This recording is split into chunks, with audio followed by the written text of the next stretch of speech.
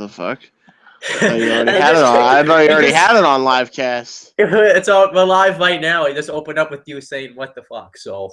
Oh, hi. What So the yeah. fuckity fuck? So anyhow, this is the Aftershock Corner Season 1, Episode 4. This is gonna be the Sponsored by Weymouth Youth Wrestling. Look at my big fucking logo that pops in your fucking face. James doesn't feel like showing his face today, so. Nah, I'm in the dark. I'm in my bed and I'm comfortable, and I don't really feel like doing any work and in the light until my friend gets back. Okay. So yeah. Anyhow, so this is gonna be the last 2 episodes of this show, because this show like failed miserably. It just. Well, I mean, it's only a month we could do it, so. Yeah. Plus, there's a lot of shit that had to be done in a month for like a lot of us, so. I think it's better that we at least, do the Master Wrestling Corner today, Well, yeah, this show, yeah, because what's happening is we're gonna finish out this show. We're gonna do an episode today, then an episode tomorrow, and then on Friday will be the return of the Master Wrestling Corner, Season 3. And we have wow. By the way, Owen, I just realized this on air. I feel kind of stupid. I can't go with you to Top Rope regardless because I already have a prior arrangement for a 1-year anniversary of our of a fucking group that I run with my friend. Well, not run, but just a 1-year anniversary of the group in general. Okay. I completely forgot about that until now. I'm It's so okay. sorry. I'm sorry, buddy. All right. So no, yeah, James won't be going. So Sorry. I already had prior arrangements without knowing it. It's a good thing I remembered. but yeah, so well, yeah, so we had to talk today about stuff. I know it's late as hell. We're talking about this TNA. We're only talking about the premiere episode because that's the only episode that I know and that I saw. And then we talked about this week's episode of NXT. Yeah, so we're a little bit late on the ball with the TNA, but whatever. It's cool. Hey, you know what? If they can fucking tape in advance, we could be late for reviewing their shows. That's how I fucking see it. So. Okay. Yeah. Why not? I gotta get my notes. Okay. So yeah, we're gonna talk about TNA first because we find that when we talk about the crap last, that's when we kind of just zone out. So yeah. So I'm not gonna completely knock them down because this was an improvement from what I've seen in the past. Just wasn't much better. It just when I came back to TNA, it just kind of felt like the same TNA, but it was better. So I'll give them that. I agree with that. It was better. So, but it doesn't really feel like one. It didn't really. I mean, even though they had the return of James Storm, they had the debut of Mike Bennett. It didn't really feel like it was a premiere episode. Really, it just kind of felt like it was just a TNA you would see every week. I mean, I think, and this is a huge problem. There's no Drew Galloway in the main event anymore. That's a fucking huge problem.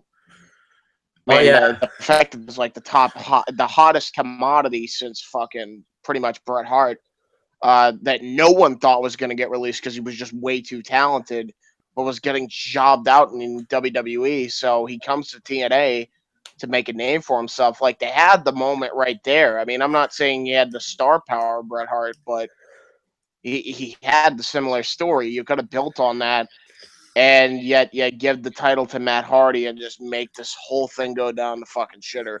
I honestly would have ended the tournament with Galloway and EC3. Yeah, I would have agreed with that.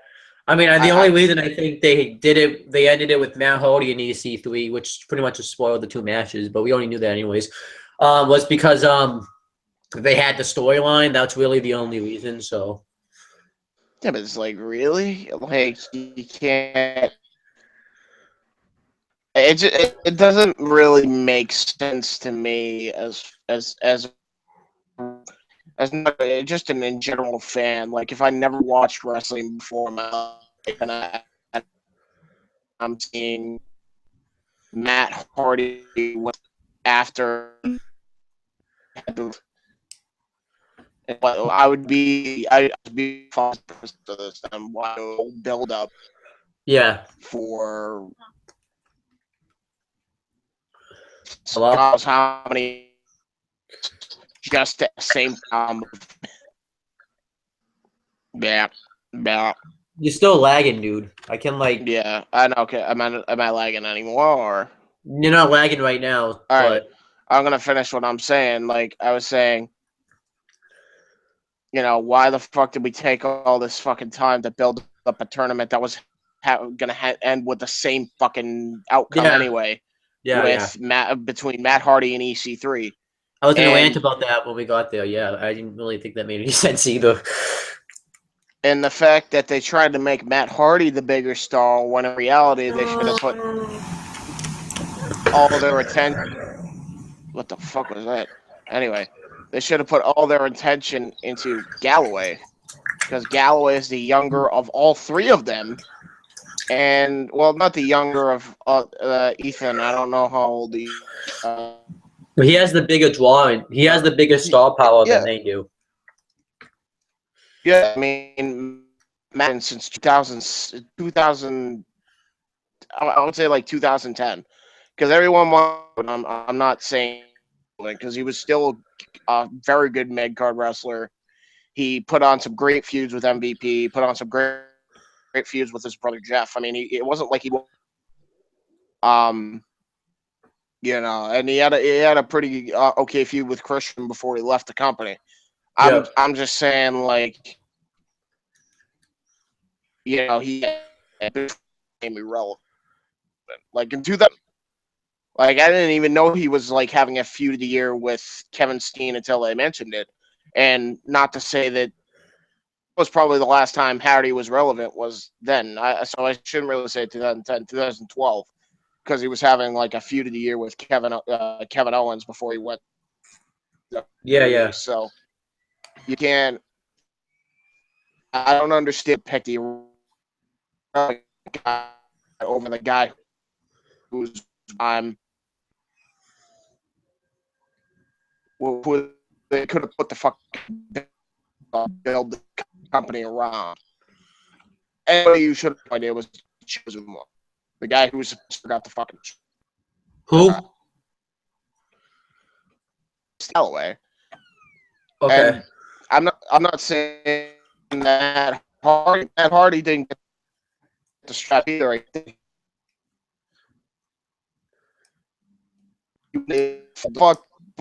think they fucked both Hardy and Galloway in the beginning because they wanted to push Owen, You wanted to push who?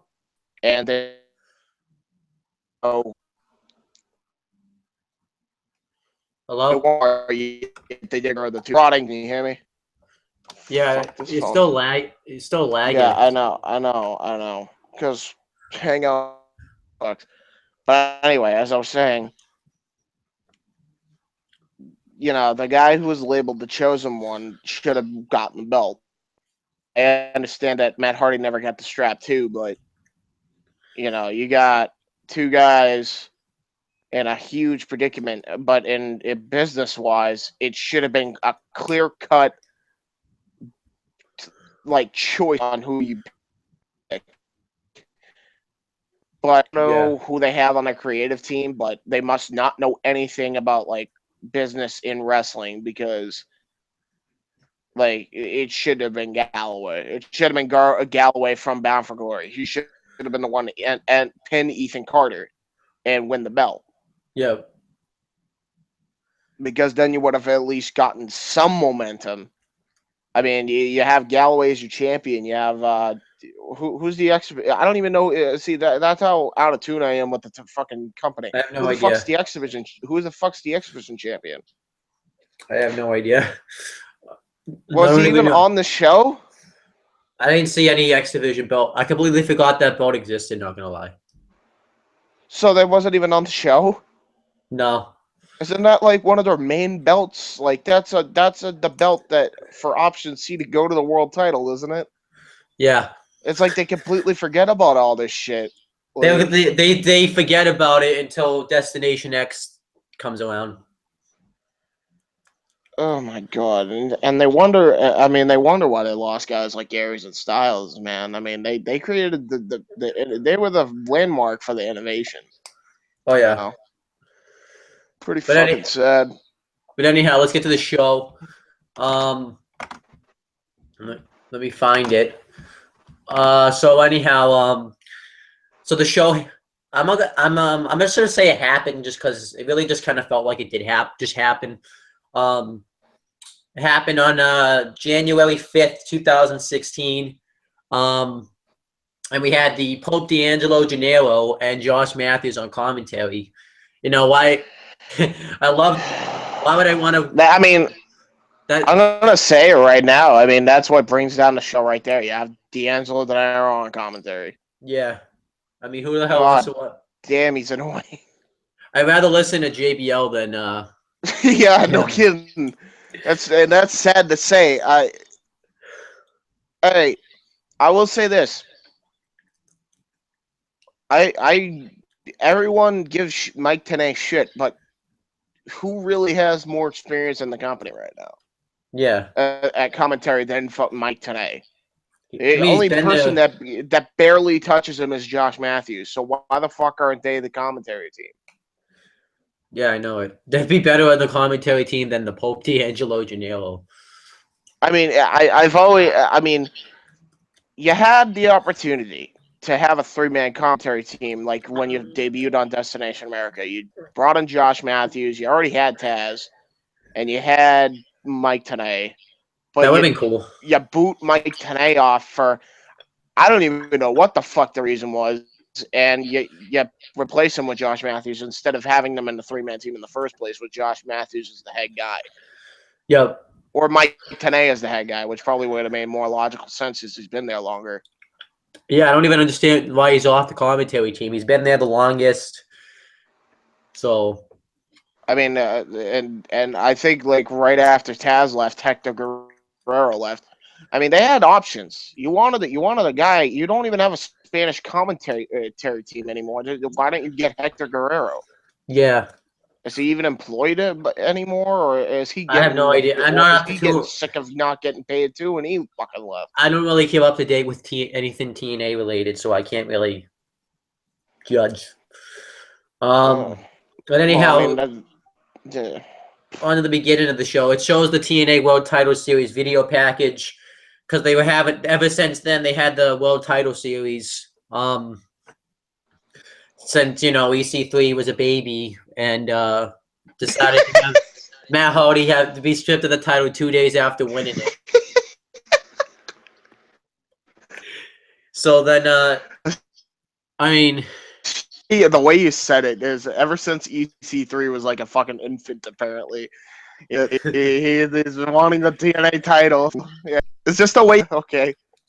but obviously they had to do the series to begin with, is because they had this film. They had so many matches filmed in the past. That's why they did the series to begin with. That's pretty much why. Because I don't even know exactly why, but they didn't. I think they didn't film any TV dates for Destination America, so they just filmed all the stuff they had filmed before. Yeah. So then, so then that's why they had to do the TNA World Title Series, and the final. They show the final four. It's Lashley, EC3, Matt Hardy, and Eric Young. And then it shows an intro. They have a new intro now. I don't even remember what it is, but. And then Dixie Carter cuts a promo. If it's not, this is my destiny. I don't care. Oh, I think That's the song's pretty generic, actually. Though I remember the song. It's a pretty generic theme song. See, I'll say this: they'll some great intro themes for the show, and for the crew anymore. He may have left too. It doesn't even sound like Dale Oliver anymore is doing music. Yeah. Anyhow, so then Dixie Carter cuts a promo. I don't really remember what she said. She's talked about the World Title Series. I don't really remember any. And she talks about how 2016 is going to be a great year for TNA, which isn't going to happen. And I laughed at that. Okay. Okay. Yeah. Yeah, because you said that last shit when you debuted on America. Yeah, that ain't happening. Oh man, Um, all so then over again. EC3 comes out and talks about how he's going to get back his world title because he's going to remain unpinned and unsubmitted. I can't believe he still hasn't been pinned yet and unsubmitted in singles competition. I guess, I mean, They're milking this so bad. I mean, he I know. doesn't he doesn't need it. Like how He's long too. he's been See, this is the case where I say he's too good for that. He's already entertaining. Like he's probably the most entertaining part of the show half the time. yeah. He was like, if you could you imagine if he was in line the original, In line for what? I can't yeah, hear. you there. He was that good, but they this stupid streak thing, like who cares? No, I don't no really one care gives a about fuck. it. No one has given a fuck since Tim and Kurt Angle had their feud. No one has Yeah. given a shit. I mean, I thought he already. I mean, when is he gonna get? At this point, like, when is he gonna get pinned? He has. Is he ever gonna get pinned? Like, man, Like, really? I mean, he's the weasel heel, but like that should get pinned once. Yeah. Like the way they built him up, I don't think one pin victory against him is gonna hurt him. No. Honestly, because he is that good, Yeah. and it probably would have even been better if Galloway pinned him to win the belt at Bound for Glory. I think this would have been so much better, and not do this stupid tournament in the first place. Because Yeah. if you were gonna have Matt Hardy win the title, so he at least had the belt, and then strip him of the belt, and then have this tournament for the belt, it at least should have ended with Galloway and EC3. That way, you make everyone happy, and you give Matt Hardy the belt. He finally has a world title under his belt, or should I say, world title, quote unquote. He finally has that. Ethan Carter, has a good program, and then Ethan Carter has a good program going into with Drew Galloway, and then Drew Galloway finally gets his belt, Yeah. and then everyone's happy, no one fucking complains, and we move on to the next thing. But they somehow fucked that up. I mean, and it's pretty simple. You don't want to ruffle any feathers. That's how you do it. But they didn't do that, and that's But just anyhow, kind of.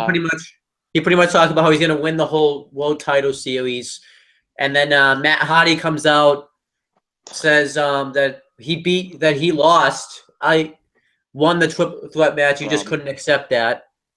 That's And another fucking. That's another fucking problem. He predicted he won the whole thing. yeah, pretty much. And Um, how many times has this guy done that now? How many times did they pencil in Ethan Carter to say that, and then he actually did it? yeah, I and mean, then it loses his stigma after a while. and then Eric Young comes out, attacks Matt Hardy. So EC3 and Eric Young beat up Matt Hardy, and then Lashley comes out, and everybody just starts fighting. So then it turns into Lashley versus EC3. And during the break, too, Eric Young laid out Matt Hardy with a steel chair. So there was questions of whether he was going to be able to compete in his match. So there you go. He laid him out with a steel chair, like how? Yeah, Did he beat the he fuck out of him? he hit him with in the back. So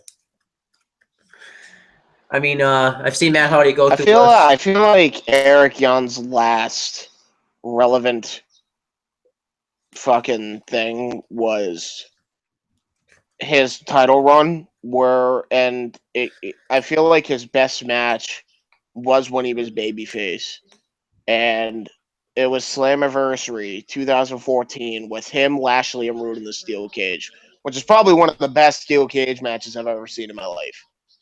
Honestly, I as didn't far see as it. a good, you got to see it. It's actually really good. I It's think a really well told story between all three guys, and they do a phenomenal job. Lashley's the destroyer; he's destroying everyone in the cage. And then you have your two wrestlers. it's a perfect setup for a perfect steel cage match. But that was the last time he was relevant. You have Eric Young now as the rip-off Gunner. It's And who bad. knows if Gunner is even in the company anymore. And, meanwhile, here's, Eric Young basically becoming, and when was he relevant? Yeah. And if anybody gives me that bullshit excuse of Chris Melendez, okay, Oh, it was bad. so impressive. You beat up a one-legged wrestler. You might as well beat Brock Lesnar, be fucking F5 and Zach Gowen in the post. Anyhow, That's exactly what it was. yeah.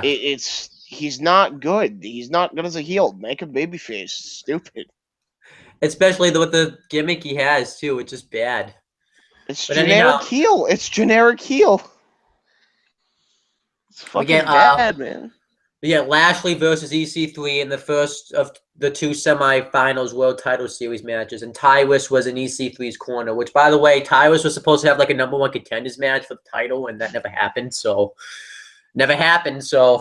I mean, maybe he'll get it after Yeah, this.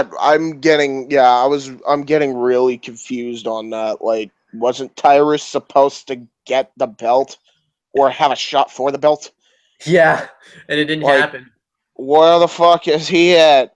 No, or like, where's the story? Where's everything right now? It's a mess. That's what it is. That's what it is. It's a mess. Fucking But no anyhow, kidding. Lashley knocks Tyrus off the apron, and then he goes to spear um EC3 in the corner, but then he counters with a roll up and gets the pin. So math wasn't too So bad. EC3 won against Lashley. He went over. He advanced in the Yeah, and pin. then Matt Hardy won against Eric Young. Was that? I heard that was a pretty good match. Eric Young and Matt Yeah, it Hardy. was.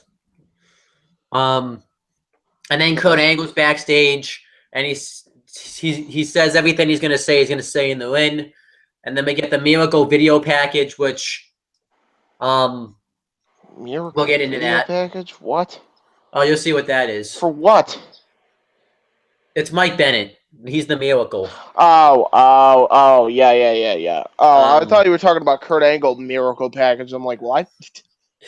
and then Bobby Roode gets interviewed, and he issued an open challenge for anybody in any promotion to come face him for the King of the Mountain Championship. And I will say this. In a very short time since we've gotten to see Mike Bennett, I'm really excited for him because yeah, he has now been on Ring of Honor television, which is nationally syndicated now. He's been on TNA television, which is nationally syndicated now. And the only stop, I feel like the only place he has left to go is WWE. and he may go there. And I feel like he will go there because, I feel like, at this point, let's just call what TNA is now. It's an indie company. Yeah, Is going to NXT. I don't think there's any doubt in anyone's mind. If it's not this year, it's going to be next 2017, 2018. It's going to be sometime between this 3 year time period pretty much. because that's all he's got left. I'm psyched for him right now. Yeah, Hopefully he gets a good run with the TNA, gets a TNA title. Maybe he starts an alliance with the Wolves. That would be some good shit. yeah, that'd be cool. Although I would like to, although would like if they don't get him to the world title, I would love to see them bring Matt Taven and Adam Cole in, so that Adam Cole can maybe go for the belt, and then you have Matt Taven and Mike Bennett fight with the Wolves as Yeah, heels. That would also be shit. The Kingdom coming to TNA, yeah. But anyhow, and next. that's just my idea. My idea. They're probably not gonna go with it because they don't seem to give a shit. I don't know. It's just a booking team. I say TNA there. Yeah. So. But then he had the Bobby Roode interview, so he challenges anyone from any promotion to face him for the King of the Mountain Championship. So I was actually excited for that, but once I saw who actually came out and accepted, I wasn't too excited anymore. I'll tell you when we get there. I am surprised that Storm, not Storm, Bobby Roode is still. It's still with the company. Um, The hell? There's so many fucking holes. Like, wasn't that designed belt retired by Abyss? Well, you lagged again. You talk about the King of the Mountain Championship. Yes. Isn't that Yeah, designed belt fucking retired by Abyss? yeah, pretty much. And then they just randomly brought it back for Jeff Jarrett to win, and then Bobby Roode won it from him later. Like, Yeah. what? Um, I know. I don't. Okay. I mean, I haven't watched it really much since this belt's brought in, but it doesn't really feel like a prestigious championship. It just kind of feels like a random belt. Just feels like Oh, a prop. you mean how they fucking promoted that belt for And they fucking promote since it like what? saying the King of Since the Mountain the King of the Mountain Championship can be defended in any match type stipulation. they promoted that belt like shit since it was the I think it was the TNA Legends title because it was originally brought in Yeah. by Booker T, who didn't give a rat's ass about the company. Probably the whole roster What? sucks. I was gonna say, yeah, no, that title's existed since like 2009. Title Booker T brought that in, and it hasn't meant shit since then. Like since its debut of being a belt, it hasn't meant shit. I No. mean, look at the people who've won that belt. People that are actually legitimate who've ever won that design belt at this current moment in time is Bobby Roode and way back in the day AJ Styles on two separate occasions. Yep. And then but then So, but James he didn't. But yeah, so they have this thing too where the King of the Mountain Championship can be defended in any match and type stipulation. And that just made me think, can't any belt be defended like that? Like it's not just that belt. So that's the trying to say that this belt can be defended in any match stipulation. Any belt can be defended in any match type stipulation. So that didn't make any sense. well, no, they're. I think what they're saying is, um, yeah, what they're saying is like the belt. I think this is going is like it actually had like the belt has to be defended in a stipulation. No, Like, because it was only a one-on-one match when Wu was facing the guy that he. okay, but that makes no sense. I mean, that actually could have brought some. See, there's the loophole. Then, if you're gonna say it could be defended in any stipulation, then actually have it.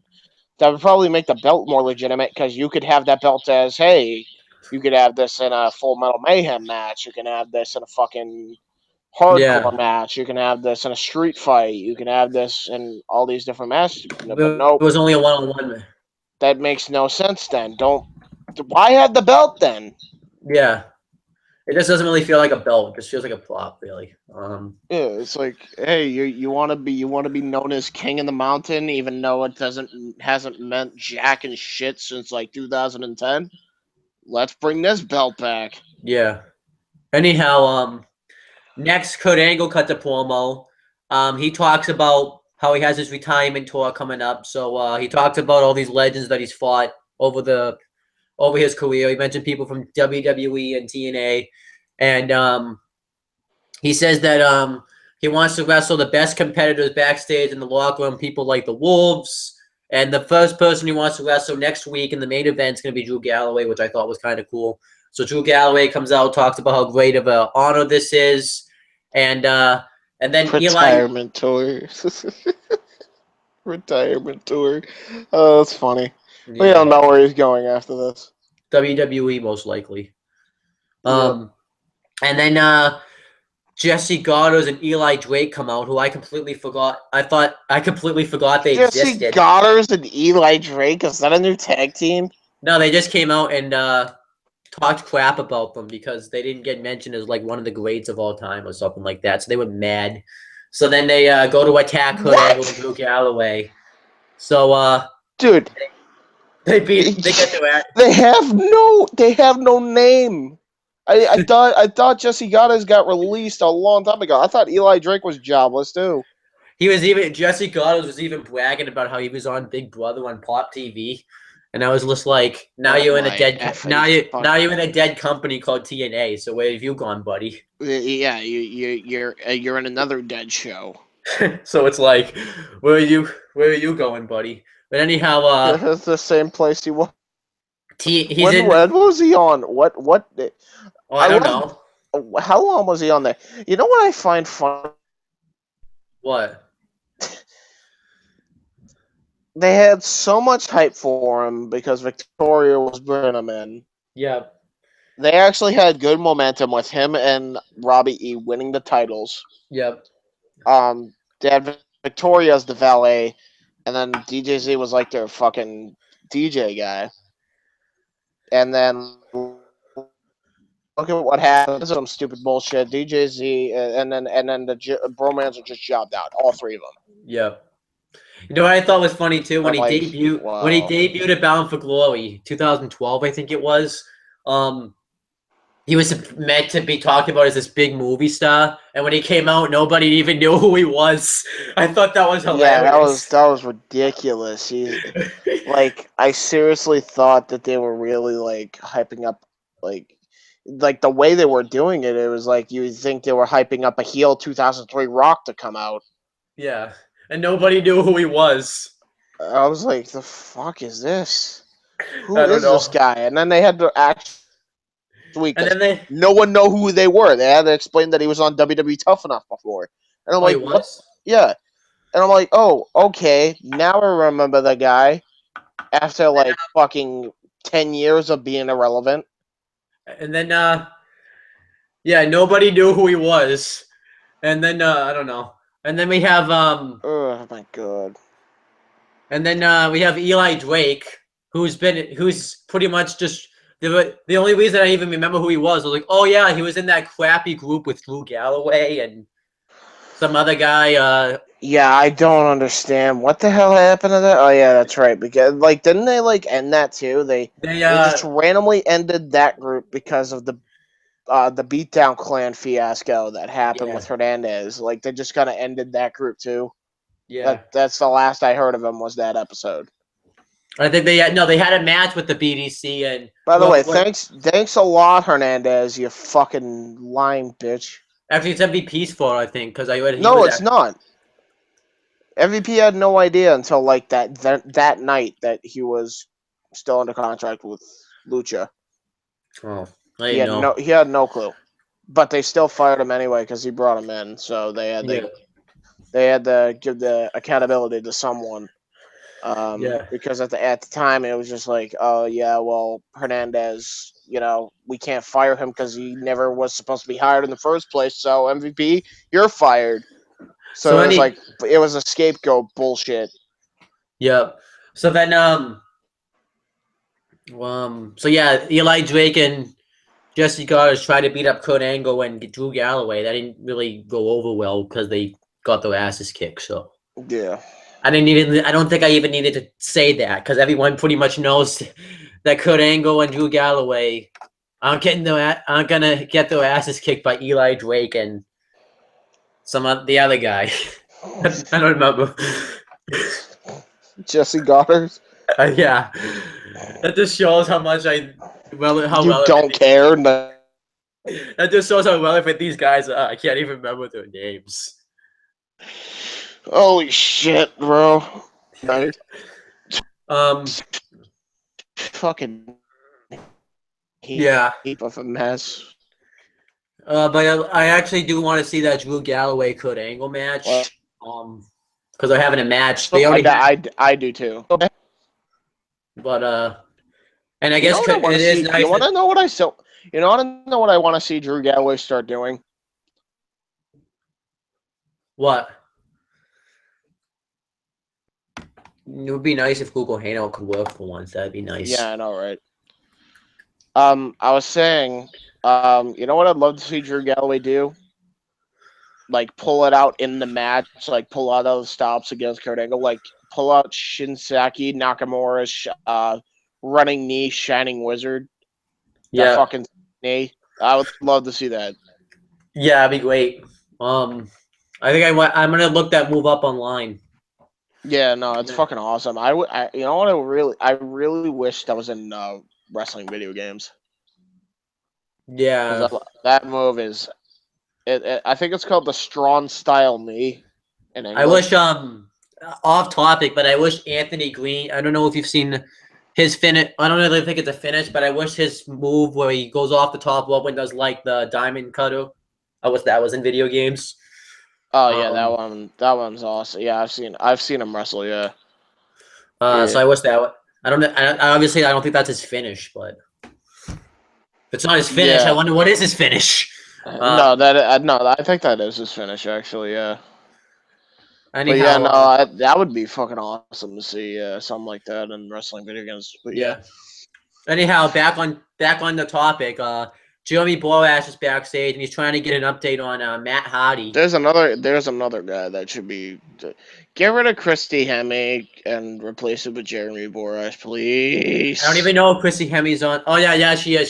She was on the. I don't even remember if she was on the show, but the one I saw I like would 2 weeks like ago. Jeremy Borash to ring announce people. I like how he went and announces the main event. So that's pretty. I think Yeah, that's kind. I did. Sorry, maybe there was a ninja. What the hell are you talking? All right, I'm in the middle of a show though.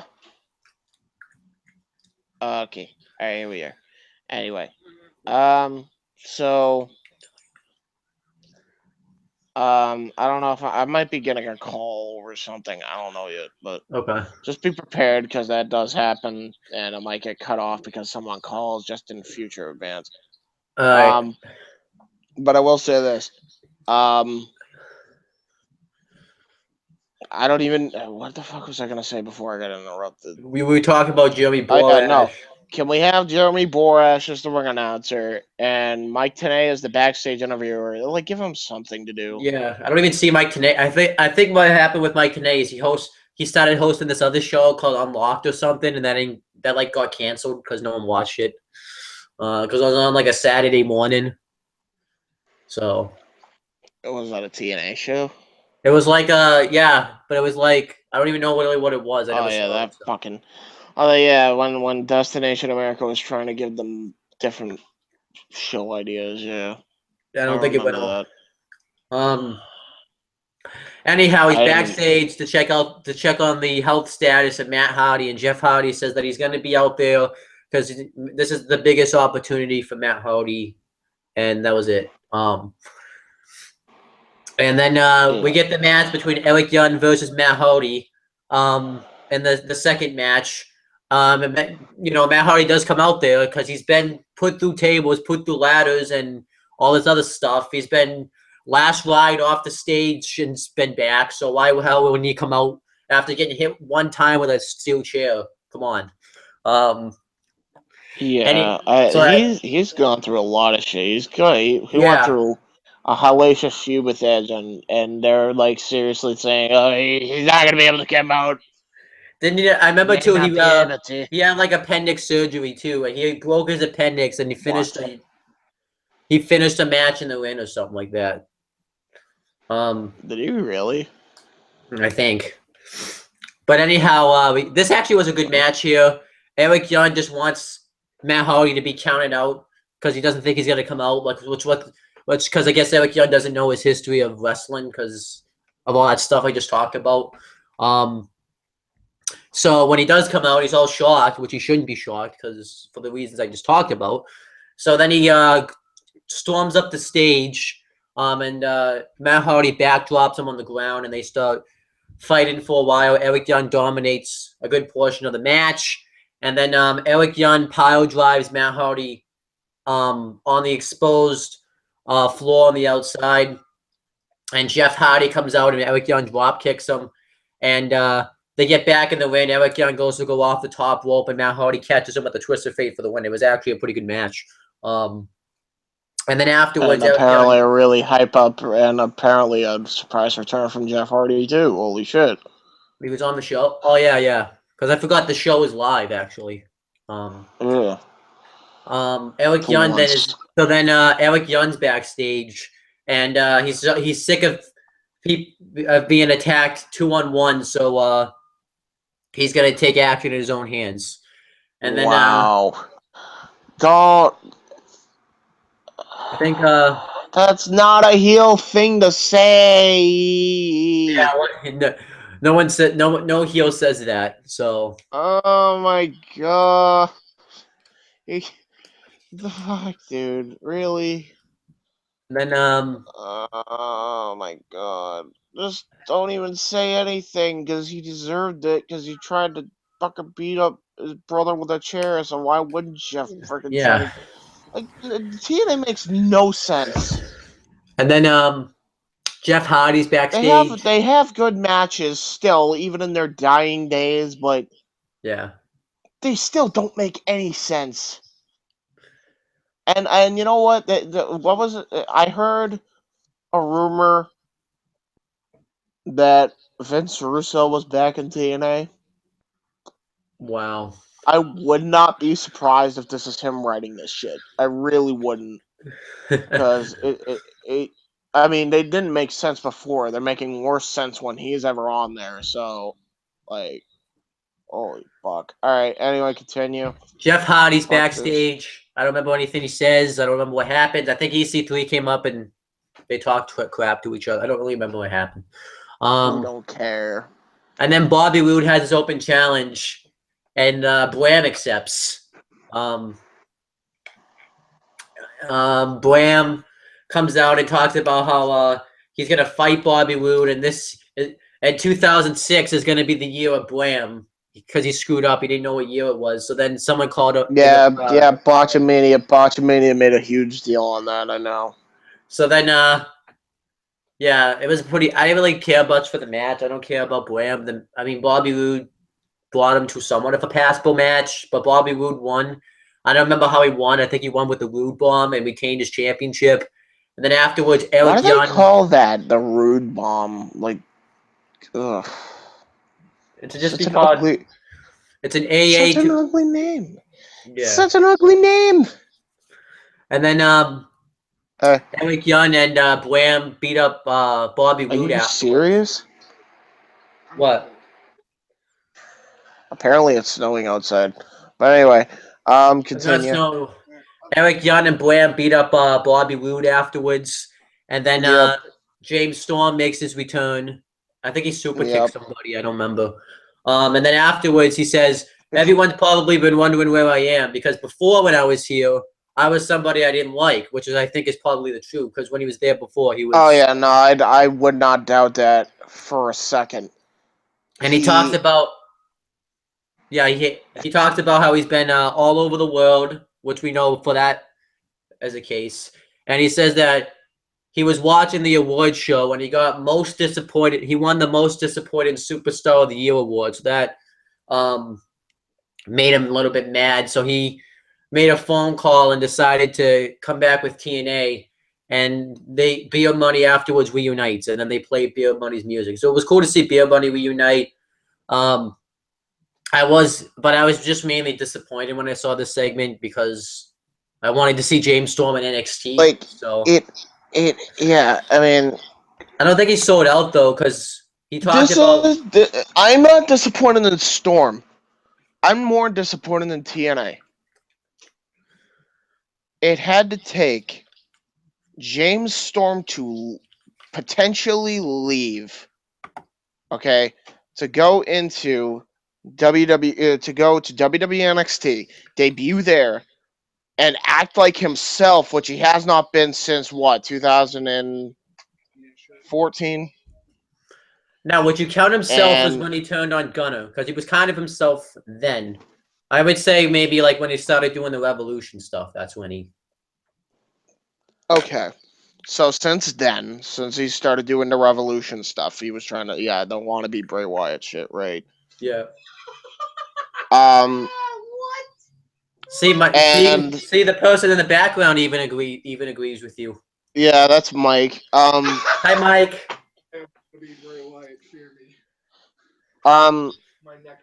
As I keep saying, by the way, turn that down if you're gonna play the game. Tell Mike I said hi. Owen says hi. Owen. What's up? He said you need the shake this.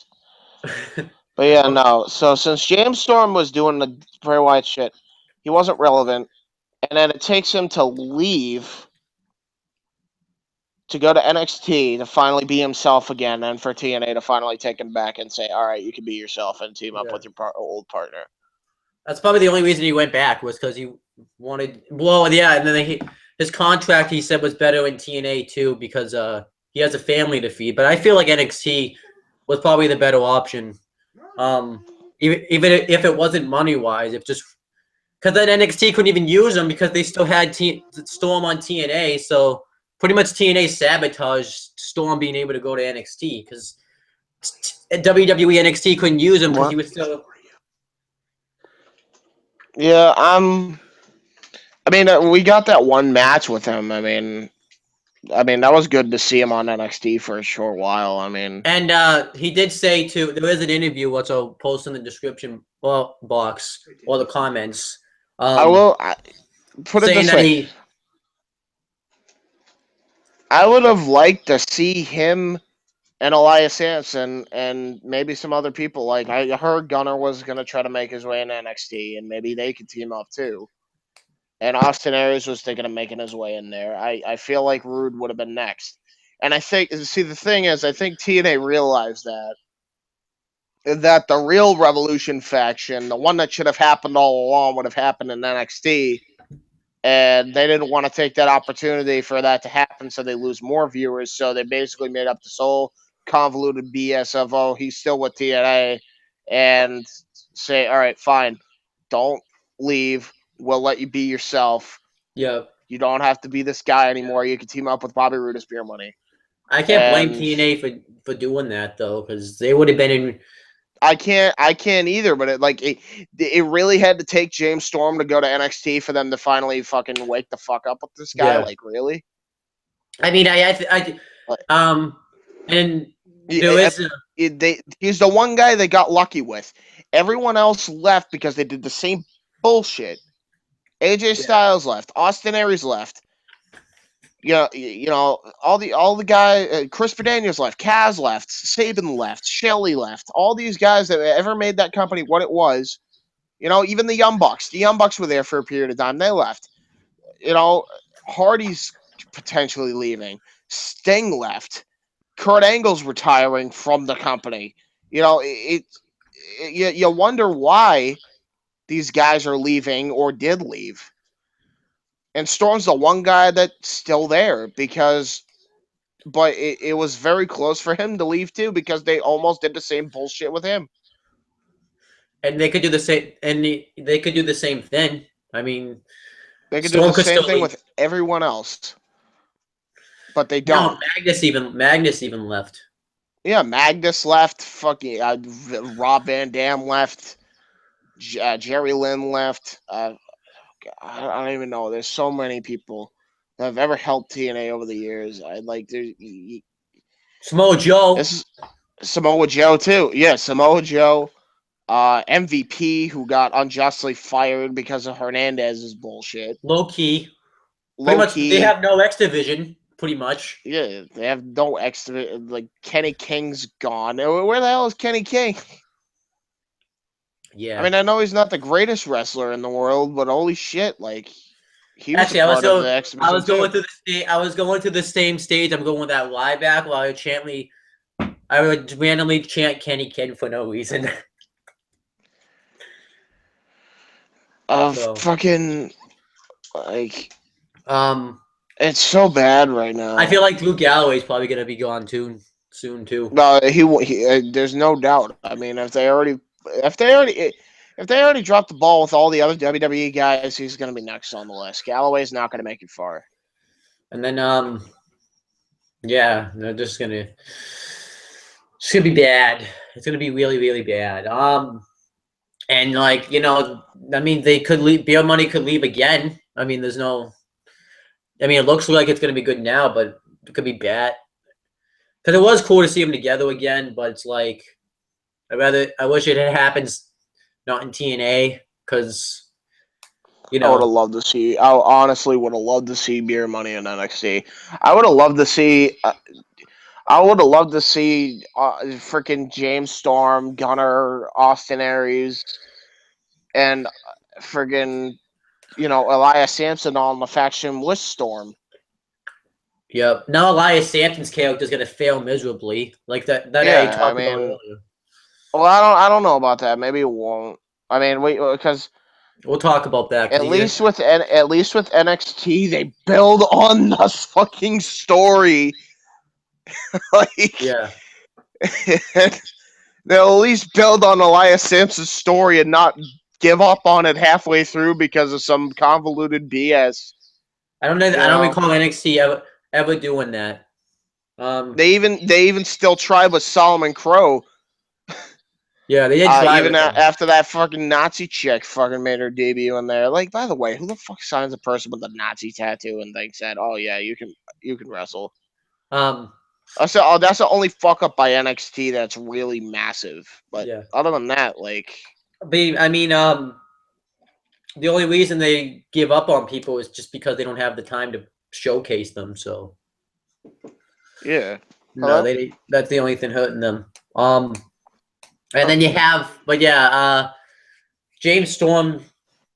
It makes NXT kind of look bad too because now TNA got James Storm, so you know, um, and now they have Yeah. now they have Mike Bennett. So I mean, Mike Bennett's probably just using TNA to make somewhat of a name for himself, so that way maybe when he does go to NXT, people will really know who he is. So that could be it. Yeah. Well, I mean, I would be shocked. as if they already don't already. I mean, So guy's talked about all over the world. So is his partners and Adam Cole and Matt Taven. I So mean, James Storm even he says too that he can go back to NXT because Triple H. I mean, I can imagine how pissed Triple H is though. Like he's still got to be at least somewhat pissed. yeah, I mean, that doesn't surprise me. Because he had hope for this that it was gonna work out, and now he has to. Yeah. And he never really got to make it. He never really got to do anything with Storm because of TNA. So we'll have to wait and see. So then next, the beautiful people are backstage, which doesn't make any sense because Velvet Sky was just like the Stone Cold of TNA like a few months ago, and I thought they hated each other, but I guess they're back together now. And They don't follow up on anything, do they? Didn't yeah, like they didn't have Velvet Sky have to fight Angelina Love to get her fucking job back? yeah, so but I don't know why they she wanted the reformed because job they back in wanted the to first place. get back with the dollhouse. They wanted to take out the dollhouse. That's What's the still a thing? That's still a thing. Believe it or I not, thought that too. ended because Taryn Terrell They found a got new way. fired. No, they found a new way. They have somebody else now. But Velvet Sky can't wrestle. No, not Velvet. Angelina Love can't wrestle because she's pregnant in real life, so they have to find a new tag team partner. And then Beer Money's backstage. Oh my god, just stop the pain. Um, Beer Money's backstage, and I don't know. They challenge Bram and Eric Young. I think it's Eric Young that was out there to like a tag team match at one of those TNA Unlocked, not one of those TNA one night only shows they do, where it's them versus Bram and Eric Young. So I guess they accepted. I don't know. I haven't seen that show yet, so I guess it was cool to see them back together again. And then we get a 6-woman tag team match. It's the Dollhouse. Um, and instead of now Rebels in the Dollhouse. What? Yeah, I didn't think that made any sense, but Rebel is not a character to go in the dollhouse. she's supposed to be in the circus, so I don't know what happened there. And they wrestled Velvet Sky. That wasn't. Yeah, what the hell? Where is? Where is Mike Knox and Crazy They Steve? I actually liked Crazy Steve. I thought he was actually really talented. yeah, I like him. I think he's still in the company. Mike Knox Probably left. by a thread. Mike Knox left. And that big guy they had there, the other guy, the freak, I think his name was. He's gone too, I think. So there's no that circus group they had. I forget the name of it, but the menagerie. Yeah, That's the, gone. That's I gone. don't even know. That's all. The whole faction's gone. Except for Crazy Steve and Rebel. But then they're not together anymore though. So basically, what I'm getting at is Knox is released, and The other guy, the freak. so the main hot and and Rob Terry. Yeah. Wow. And So much for.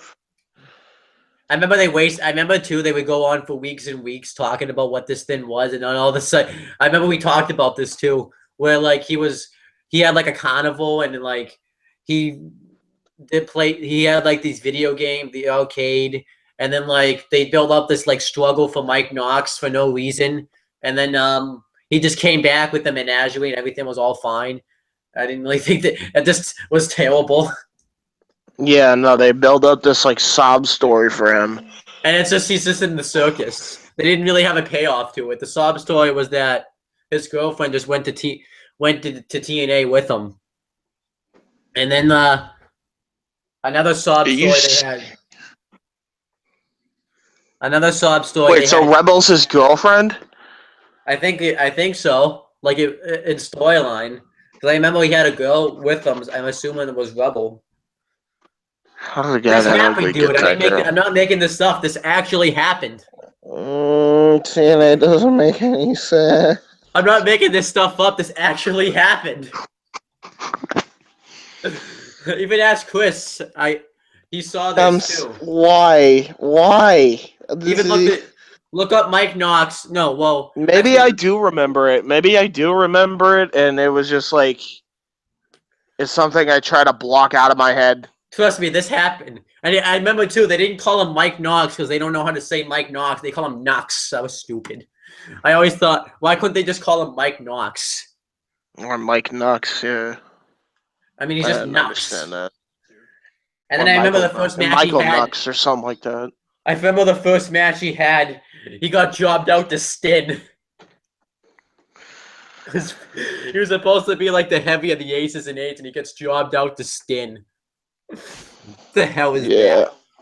And I'm like, they did not do it, and it's not like Mike Knox couldn't have been a believable heavy. I mean, no. They had two. Why did they have two heavies though? They had Doc and Knox as the heavies. Why did they need two? They could if they were gonna have. I remember they got rid of Doc too, which was like the biggest mistake they could have done, because he went on to be one of the biggest technical giants of the Bullet Club. And then, if you look back at it, I love this.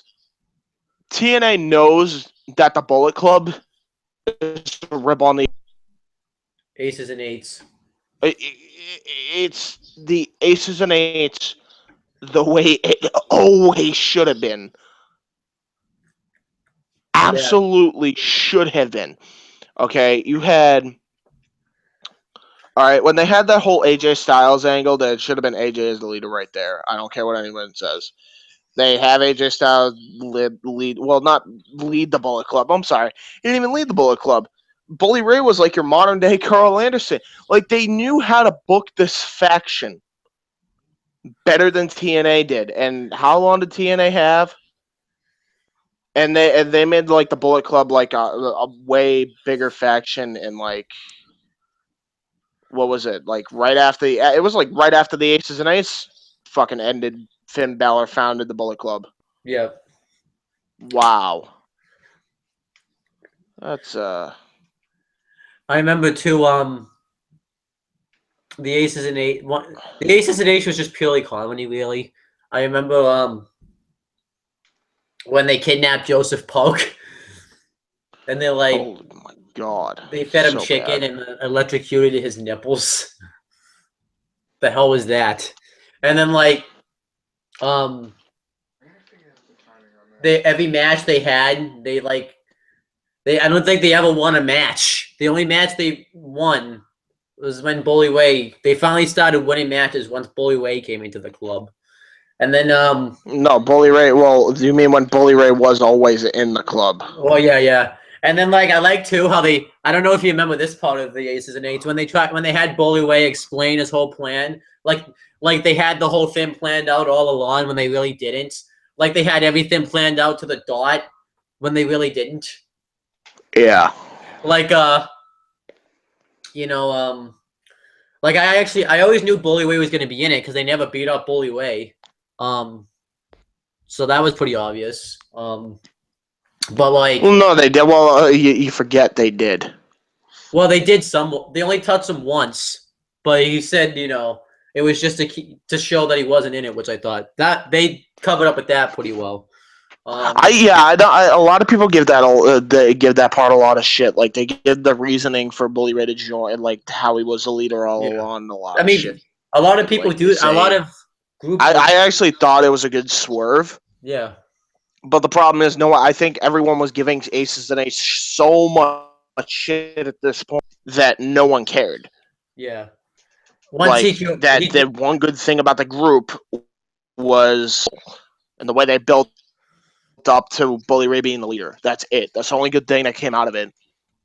And then they, and then New Japan did it better. New Japan did it better. I like too, they had it planned out even when remember they tried to make it look like James Storm was in the group and Bully Ray, and then which would have made a lot. It probably would have made a lot of sense for James Storm to be in the group. But then they tried to make it look like Bully Ray was just trying to set that. But I don't even think at that point they even had the idea that Bully Ray was going to be in the group. Yeah, it was very, very. And then I had to sit through that Brooke Hogan Bully Ray feud. Well, no, not a feud, but that relationship. I mean, I guess I had to sit through that. It was terrible. And then I had to sit through yeah. What else I have to sit through with this Aces and Eights faction? I had to sit through Devon holding the television championship and never defended it ever. That was a flop and a half. Devon becoming the sergeant at arms and doing nothing with him. And then I had to sit through Wes Briscoe and Garrett Bischoff in the club, and they're beating Kurt Angle in a 2-on-1 handicap match. That was some bullshit. I mean, see, a lot of people are probably maybe 2 years ago, people would have given us shit for this, for trashing TNA about the past and trashing TNA now. But that's not even the case. It's not the case. Far from the case. I think people actually agree with us. Even the diest of TNA fans back then probably agree with it. That this company has made no sense and has not for years. For fucking years. Well, hold on. Anyhow, let's finish the show. So the Dollhouse versus Velvet Sky, Madison Rain, and the mystery partner ended up being Gail Kim, who was the Knockouts champion. How was that a fucking surprise? Yeah, I mean, she's probably the only one relevant in that division. Yeah, wow. And they win. The face team wins. It was just one of those six-woman tag team matches no one cares about, really. One of those thrown together 6-woman tag team I have it. Velvet Sky, I thought it was kind of a joke that the champion had to win off a roll-up. It was kind of a joke. And then afterwards, Awesome Khan comes out and joins forces with the Dollhouse, which doesn't make any sense because it just doesn't make any sense. Are we still on the air, by the way? Because last time... we're still live according to my phone. I just want to make sure because last time you got cut off. So, yeah. But anyhow, yeah, I thought Awesome Khan just doesn't feel like she should really be in a faction. She just should be someone that just stands She alone. should be by herself. She should be. Uh, uh, why is there a faction? Why is there like 3 factions? Hey, at least with TNA, they have actually less With factions than WWE actually, which is actually saying a lot for TNA. yeah, but at least with all the factions in WWE, they have a fucking purpose. Even And the they League of actually make Nations, even the League of Nations, whether we hate them or not, like they actually make sense to be there. Like yeah. at least 2 out of the 4 members, and even the people that don't make sense, like Del Rio and Rusev, they actually find shit for them to do. Like it's just like, oh well, we're gonna make factions, and then that's it. By Hey, the way, well, this week I know this has welcome to TNA. Welcome to TNA, home of the meaningless factions. yeah, I think this is the only faction in TNA, Yeah. if I'm not mistaken. But anyhow, yeah, the Dollhouse has a new member that doesn't make any sense. So then, now we have the Miracle. We find out that the Miracle is Mike Bennett. Malia Canales comes out and introduces him. They don't call it. I'm sure people freaking pop for that one. Yeah, that was cool. And then Mike Bennett talks about how he's gonna say he pretty much cuts the same promo that Drew Galloway cut. Oh, I he's love that. You know they're gonna be a team. What else are they gonna do with Drew Galloway and Mike Bennett after this? Yeah. Honestly, So, I mean, I'm not gonna complain if they're a team though. yeah, I mean, I think that would make for a doubt. It's just like it was just weird. It was just weird for me to see this since I like talked to the guy and took a picture with him like a few days before this happened, so it was weird. Which actually we have to probably talk about too when we can have him on. We can still have him on the show most likely, right? yeah, oh, absolutely. Because I'm not sure because he's in TNA. So I mean, no, I don't think that's. I don't think that matters. I'm pretty sure. I'm pretty sure that. Imagine if we can't have him on the show because of TNA, I'm never gonna watch it again. Yeah. Because TNA ruined like a big opportunity that we could have had. So. Well, I mean, we don't know though, so let's not like jump the gun. Yeah. But anyhow, to be honest with you, I don't really remember much of his promo. Not because of him, just because I probably should have watched that part of the show. But he pretty much cuts a promo talk about how he's gonna save wrestling, which I don't mean to be rude, but you're in TNA, so you're not really gonna. I mean, Drew Galloway tried the same thing. It's just not gonna work. So. Yeah, they really dropped the ball with Galloway too. I mean, had Mike Bennett showed up a lot earlier. He actually could have been on the Ryzen instead of Eli Drake. Yeah, that's what I'm thinking. Like him, probably I wouldn't have minded him replacing Eli Drake. Eli Drake's a joke. Yeah, because then there you go. That's all you needed. Because at that point you would have had what Drew Galloway, Mike Bennett, and who was the other guy? Whatever his name is, Camacho. I'm just gonna call him Camacho. I would have been fine with it. Yeah. Because all 3 of those guys are really talented. And Eli Drake's just a joke. Yeah. He's not just a joke. He's like. You know what I realized? The Rising was the 3MB of TNA. So Drew Galloway didn't really change much. No. The only thing he changed about him was the leader. That's it.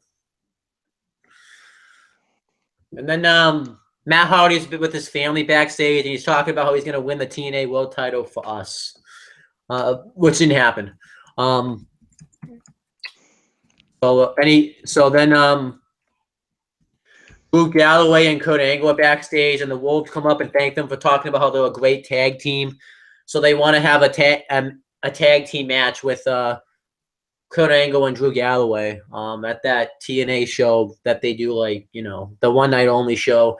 And then Eli Drake and Jesse Goddard think they're worthy to talk to these guys. So they won in the match too. So I'm assuming they're in the match because they're going to take the pinfall for whoever wins. That's why they're in the match. Wait, who's in the match? I'm sorry. Eli Drake and Jesse Goddard, those jokes, those clowns. They're a tag team and they're fighting who again? They're in like a triple threat tag team match with the the Wolves versus Drew Galloway and Eli Drake. No, Drew Galloway and Kurt Angle versus Eli Drake and Jesse Goddard. They're just probably in the match to take the pinfall. That doesn't make sense. I mean, just do us just do us all a favor. Have a backstage segment with Kurt Angle getting injured by Eric Young or some shit, and then have just give us Mike Bennett and Drew Galloway already. Yeah. And that match, please. Like, do something right. Something. Anything. Because, I'm sorry, Galloway and Angle makes no sense.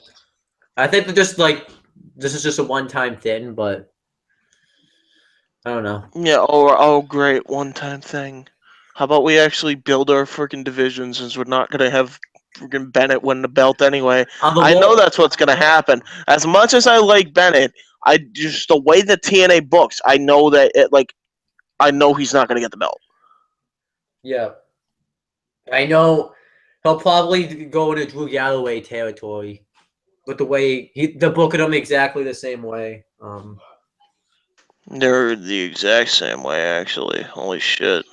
No, let's just. Pretty sad. We got one more match. Let's just get through that. EC3 versus Matt Hardy. And Jeff Hardy was ringside with Matt saying... And you know what? Let's just end it there because we all know what was going to fucking happen. EC3 wins. I like the finish he won. He hits the 1% off the turnbuckle. That was it.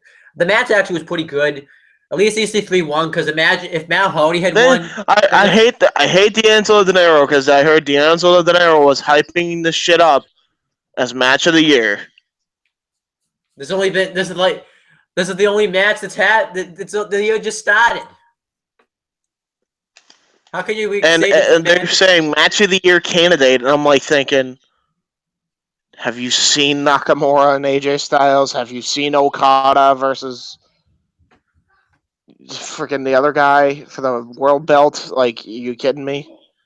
Have you seen? You're telling me that this is match of the. You're telling me this is match of the year already. For my sake, have you seen Bayley versus Sasha Banks at Takeover, the Brooklyn match? Yeah, I haven't had to look at any other match this year for any other company besides TNA. I don't think TNA's had a match. The only match of the year candidate they had in 2015 was Kurt Angle versus Aries for the world title. And that wasn't even that good. It didn't really live up to the hype like I thought it was going to either. Mainly because Aries doesn't give a shit, and nor do I blame him for not giving a shit. But yeah, the match was good. I mean, at least EC3 won, because if Matt Hardy had won, then this would have the whole tournament would have just been a waste of time. But yeah, this show was better. After talking about this show, I'm not watching TNA. I originally was gonna watch that show where they're gonna have, but I don't want to Hold on 1 second. Okay. Hold on 1 second. Okay. Anyhow, I'll just finish it off because he's okay. Sorry, I just had to tell Mike something. I like how he's laughing right when we ended off at TNA. Yeah. Well, TNA is a joke. Of course, Mike's laughing while TNA is being talked about. That's why I don't want to watch TNA, because it's just a joke. I mean, everyone thinks we're TNA haters, but like, it's a joke. I mean, these same people say we still watch WWE, but I mean, one, you're not even really watching WWE, but like, I'm not watching WWE that much either, really. Well, I watch it. I watch it on occasion now. I mean, I watch NXT. That's about it. But like WWE, believe me, WWE has its flaws too. But WWE doesn't suck this much. Let's just say that. No, I mean, I don't. Fair comparison to say that they're worse than TNA. WWE's financially successful. Yeah. Which is more than I can say for TNA, especially for last year. They got kicked off again. In the past 2 years, they've already gotten kicked off 2 networks. Hey, let's admit it too. When WWE, because they were probably pretty close to getting kicked off. Yeah, USA was on their asses. When USA was on their ass, they stepped shit up. So I'm just saying. No, I know. Bayley, yeah, and that's awesome for them.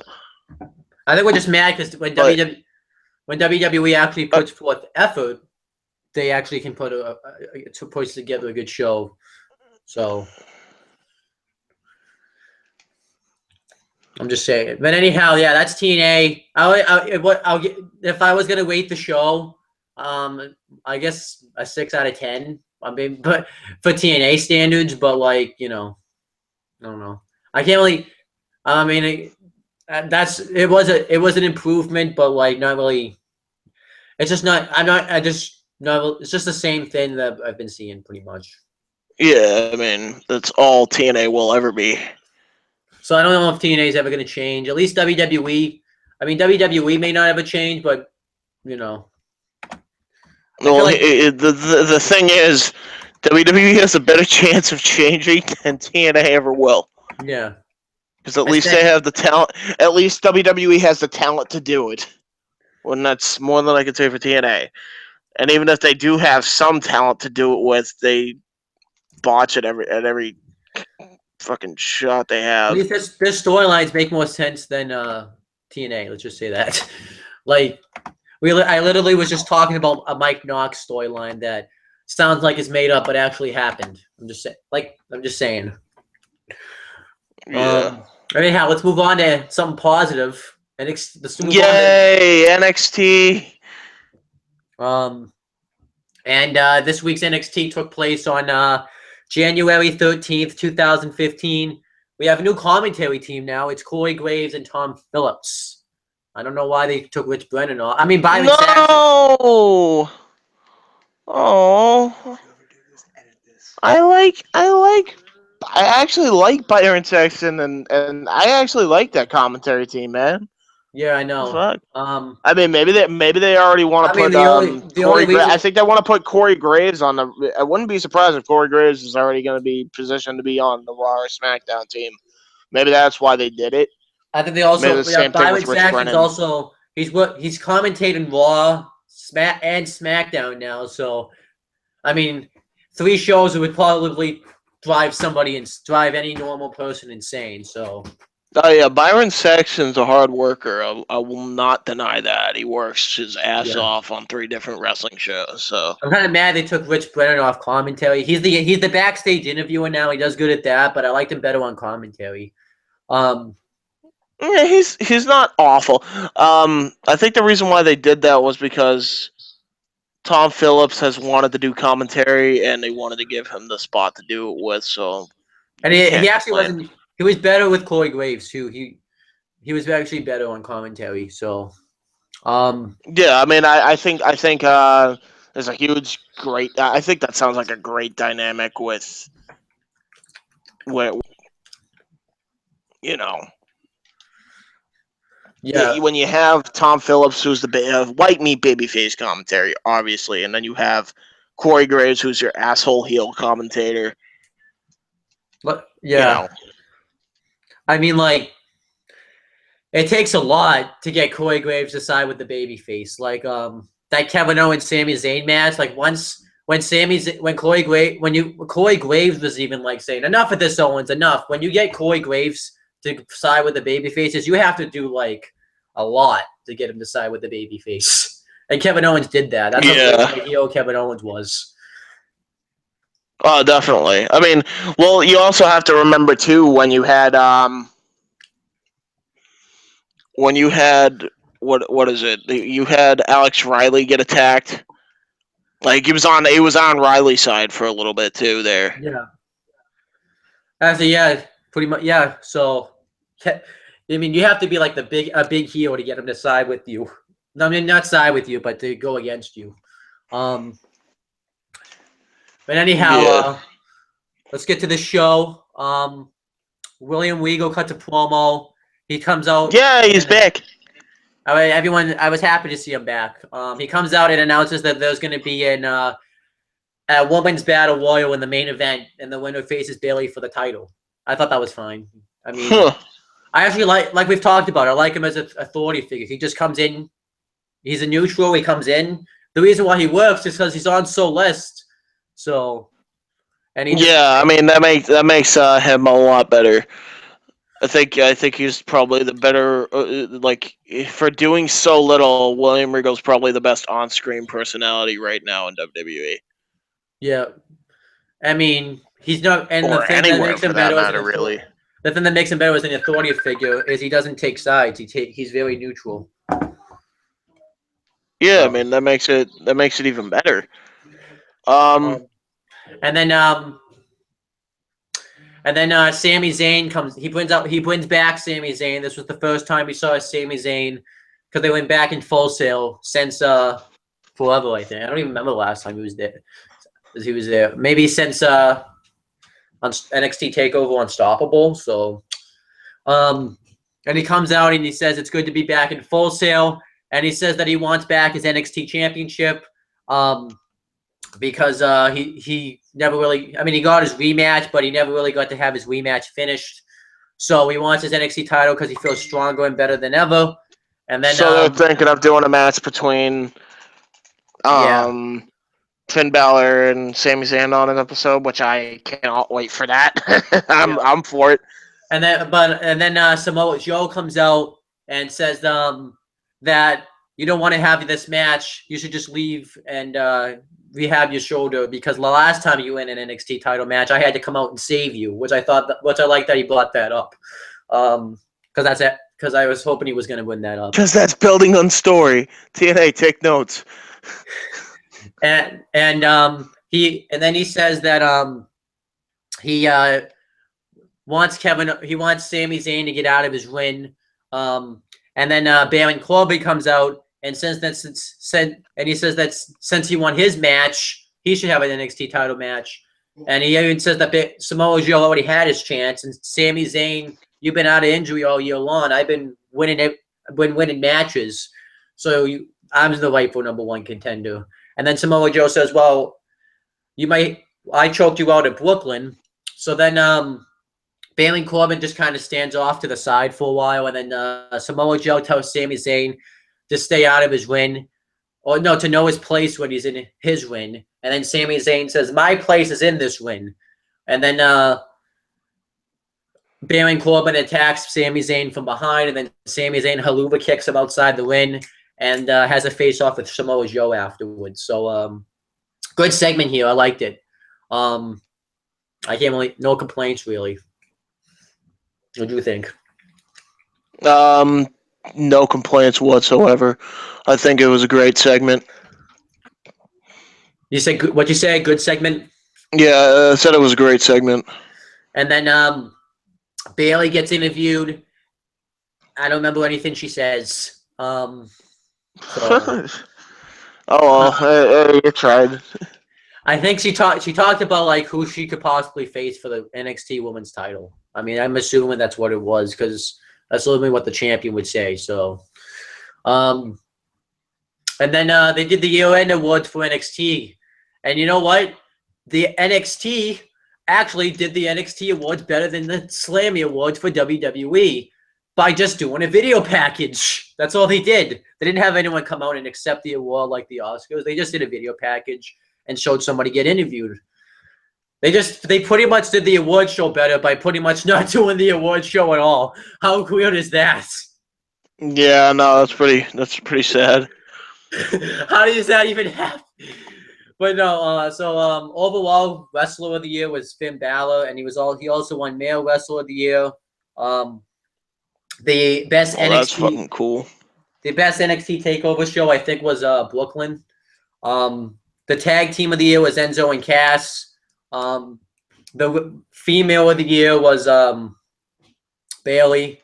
And the match of the year was Bailey versus Sasha Banks at Brooklyn. So it feels like they actually and I can't really complain about any of those winning because I can see what I think I voted for each. I actually voted Sasha Banks, but I can see why they voted Bailey would win overall female wrestler of the year. So yeah, it makes sense completely for each one. So then we get the first actual match on the show. It's Tommaso Ciampa versus Danny Burch. I have no clue what happened to Johnny Gargano. He like disappeared off the face of the earth. Did you hear anything about him, or because I know you haven't seen? No, he's still in the company as far as I know. Okay. Um, I'd rather see Tommaso Ciampa work singles, but if they have to work tag team, I that's fine. But I like him better as a singles guy, actually. Um, So the first match is Tommaso Ciampa versus who? Danny Burch. This is the guy that fought James Storm in his debut match. Um, he actually was good. I actually like this match. Tommaso Ciampa um, puts Danny Burch up on the ropes and he drops him down with like a mic check, which was cool. And Danny Burch hit a wicked right hand in this. Danny Burch I thought looked decent in this match. And then Tommaso Ciampa wins with an armbar, and he like really stretches his arm back too, which was cool. And I thought this was good So here. they put over two new potential stars basically. Yeah, I mean Danny Burch Wow. didn't get. I mean it was meant to be a squash match, but Danny Burch actually didn't completely get squashed. If that makes sense. Yeah, that's pretty good. Yeah, I mean, if Danny Burch is great at wrestling, put him in some matches. I mean, I think he's should take Tommaso Ciampa's spot as like being a enhancement talent. Yeah, Because I think Tommaso Ciampa deserves a lot more than being enhancement talent. yeah. He's way too talented for that. I think because I think obviously they're gonna probably lose a lot of guys. Like Finn Balor's probably going up to the main roster soon. Who knows if Samoa Joe is pretty soon. Um, so Tommaso Ciampa, I actually could see Tommaso Ciampa being the future main event star for NXT. So Yeah, I don't blame him for going with Tommaso Ciampa. I don't know if Finn will go. I mean, unless they actually decide to do the full-on Balor Club stable where they ask Balor lead a stable with Styles, Doc, and Carl Anderson, and of course maybe even Sami Zayn. I don't know, but as far as like actually, yeah, I mean if they don't in do the general, Balor Club on NXT, they're gonna run out of because his storyline on NXT is pretty much almost up. There's really nothing you can do with Finn Balor unless you turn him heel on NXT, then that would be something. I wouldn't do that. I think he's too much of a baby face on NXT. Yeah. Um, I wouldn't, but because this storyline is running out on NXT, so they have to do something to keep his storyline fresh.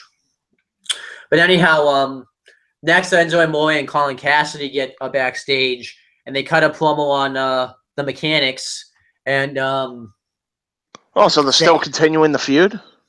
I don't know if they're continuing the feud, but they pretty much say that they had a good match at Takeover, and if they ever have another tag team title match again, that they're gonna be willing to bring in everything.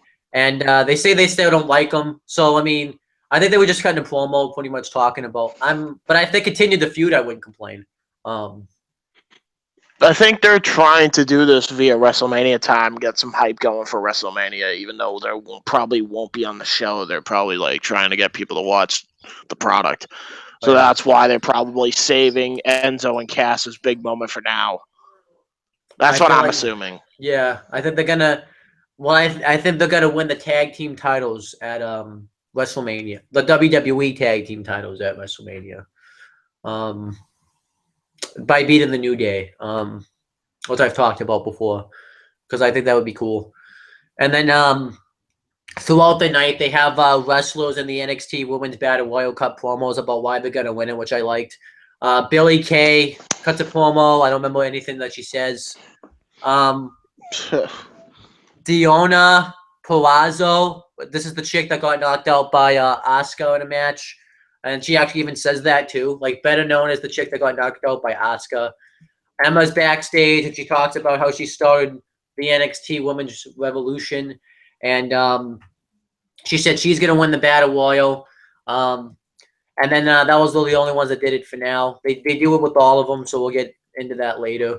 And then William Regal's backstage and he announces that in 2 weeks, so not this week but next week, they're gonna have a triple threat match with Sami Zayn, Baron Corbin, and Samoa Joe. Winner faces Finn Balor for the NXT title. That sounds very good. I'm assuming Sami Zayn will win. I don't know. I mean, I guess yeah. I mean, if their next special isn't happening until WrestleMania time, then yeah, probably Sami Zayn. Either that or you could have Joe win again, but or Baron I wouldn't Corbin do win, that. or Baron Corbin win, just because of the fact that Yeah, then you can have some it's gonna more get a lot of heat. because I mean because you don't really need because if they have Sami Zayn become #1 contender now, he wouldn't get a shot till maybe have him have a feud with Samoa Joe, go and then have him beat Joe in a one-on-one match for #1 contendership is what I'm thinking. Um, do that instead. That'd be cool. Yeah, But we'll have to wait and I'm see. not. I'm not. I don't mind them doing that. I mean, I really wouldn't want to see. I mean, I really want to see Apollo Cruz get up on the ranks again. Maybe in Tommaso Ciampa. So there's some guys up there. I mean, there's a lot of guys that WWE could use. And Um, then yeah, and then we get the Mechanics versus the Ascension. Um, what? yeah, the Ascension. They were on NXT this week. All right. So who are the baby faces? The Ascension, I'm assuming. Yes. Can we Um, just have them on NXT then? I am. I hope. I wonder if they're going back. I feel like they go. They're not on NXT really, but they're They somewhat on should NXT. be. They really should. They're like on NXT mainly because there's shit on the main roster. So, um, and this was actually a solid tag team match. The Mechanics get the heat on Victor for a while, and then Connor gets the hot tag, and the Mechanics hit the flapjack codebreaker on Connor for the win.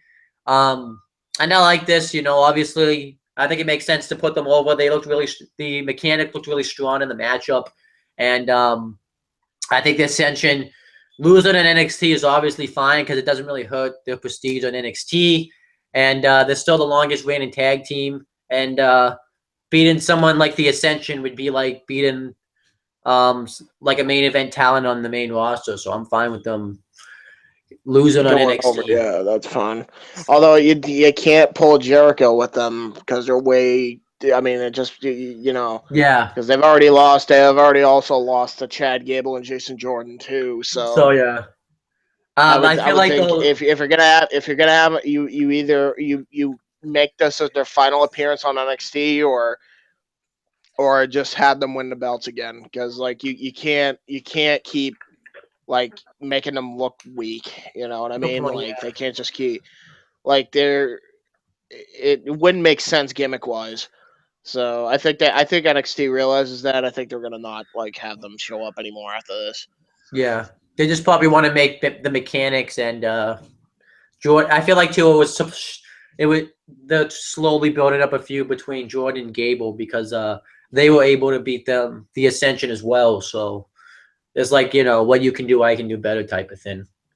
Yeah, Um, that makes sense. I mean, I really would not complain if Jordan and Gable win the tag belts and then they go no heel and one fight would. Soft. Um, and then I don't Nia care. Jax. Just get the Nia belts. Jax, Eva Marie, and William Regal are backstage, and Nia Jax can't compete in the Battle Royal because of what happened in her injury against Bailey in a match because she got choked out. So Eva Marie's Oh, she got happy. wow. They legit made they legit made Bailey look strong there. So she Yeah, actually legitimately injured her storyline wise. Is that where storyline they're wise, going with? I think it's storyline wise, yeah, because they probably knew that if Nia Jax was in this match, that she would win it. So they didn't want to do Nia Jax versus Bailey again. So That's freaking smart. Yeah, no, because that what was that? That was a front choke, right? yes, Yeah, so they pulled an MMA thing because like if you actually had that thing put on you in USC, I mean your larynx would be fucking crushed. yeah, I'm assuming. So that makes a lot of sense. They made it realistic, which I like there. And Eva Marie was obviously Very was good. secretly happy about this because now she has more of a chance of winning the battle royal. So, Really, please tell me she doesn't. Please tell me she doesn't win. I'll tell you when I get there. Um, so then Carmella is backstage and she talks about how she's going to win the battle royal. Peyton Royce and Alexa Bliss says that she'll get another shot at the battle Yep. royal. And then now we get Elias Sampson versus Corey Hollis. Um, his gimmick was somewhat better this week. I'm still not digging his gimmick. I don't really get how he's supposed to be a drifter who doesn't like people, but he's in the wrestling business where he has to actually like sign autographs and I think I just don't really. they should have just made him they should have like made a story where he's like the former drifter, but he still calls himself the drifter because he's still kind of Yeah, antisocial but he because still if you gets the job done. because Please tell me he has a better finisher than the elbow drop. he has a neck breaker this time, which is Are you fucking serious? Just a neck breaker? he like pulls him back and then like hits the neck breaker really quickly. So his finisher isn't the greatest either, but I like I said, I'm still not digging his gimmick. I mean, like me and Billy, you probably remember who that is. Yeah, And well, John, we're talking about a while ago how there should be a heel that actually wants to get the admiration from the fans. Maybe Elias Sampson would be the perfect character to do that with, where he used to be a drifter, but now he wants to get people to like him, but he does things that people wouldn't like. So that's a thought, but because this just isn't working for me right now. I mean, Especially, maybe they're that's what they're doing in the long run. I mean, we can't judge right away. I mean, it really yeah, is early in the yeah, gimmick stages, and usually when NXT like has a gimmick, they build it up slowly, and then like boom, there's your final product. yeah. So we have to wait and see. Um, and then Finn Balor gets interviewed, and he talks about why he would want to face why wrestler for the belt. He says he would want to face Sami Zayn because he's been his close personal friend since he got to NXT. He said he wanted to face Baron Corbin because he actually deserves. He's been plowing through everybody on NXT, and then he says that Samoa Joe deserves it because he's just a tank, and he barely got through him on NXT Takeover, and then that was it. I thought there was a decent promo there. And then Cameron's backstage. Cameron was on NXT. And she talks about how she's not just going to be looked at as a funkadactyl after she wins the NXT Women's Battle Royal. Funkadactyl? Yeah. Oh yeah, Cameron. Yeah, right. And then Aaliyah gets it. Then Aaliyah's backstage, and Aaliyah, if you watch Breaking Ground, is Noof. I think that was what it was. I think that's who she was. If you watched the Breaking Ground, you know what I'm talking. Chris obviously would know what I'm talking about, but Yeah, I still have to. I have to actually watch all the Breaking Ground episodes. I'm a little behind myself, so that's something we can obviously review on the show. And then Liv Morgan's backstage. She talks about how she's gonna win, and then Asuka's backstage, and she had the best promo out of everybody, even though she didn't say much, but I liked her promo. And then we actually get the battle. What'd you say? Said she's gonna win the NXT Women's Battle Royal, and she had that evil smile on her face. And then we get the battle. We get the Battle Royal itself, and this time, actually, for once, in a women's Battle Royal, you actually can only win by going over the top rope.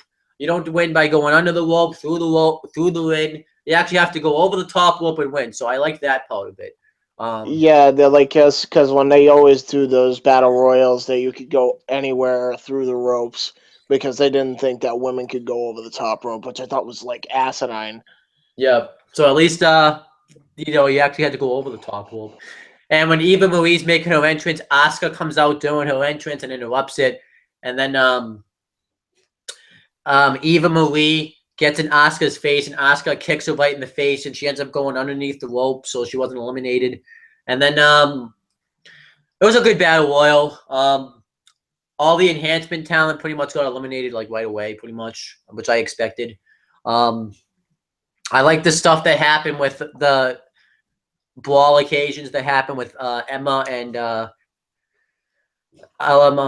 Alexa Bliss, and Emma ended up eliminating Alexa Bliss, and Emma and Asuka fought And then Emma did the Emma sandwich to Carmelo in the corner, and she ended up rolling underneath the bottom rope, so she wasn't eliminated.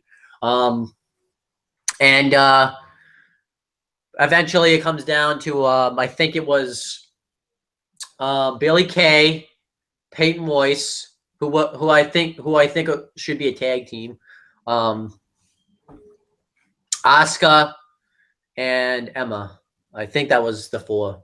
And obviously Eva Marie and Carmella, but they weren't actually in the match because they were underneath the ring. So, and Asuka eliminates Emma, and then Billy Kay and Peyton Royce both try to eliminate Asuka, and Asuka ends up just eliminating both of them. And then Eva Marie sneaks up, eliminates Asuka. So I think they're probably going to feud, which I'd be fine with. Obviously, Asuka would have to just absolutely annihilate Eva Marie, which would be cool. And Eva Marie gets booed out of the building, and we think she's won it. Then Carmella sneaks up and eliminates Eva Marie. So Carmella actually won the Finn, which I think was cool. Shit!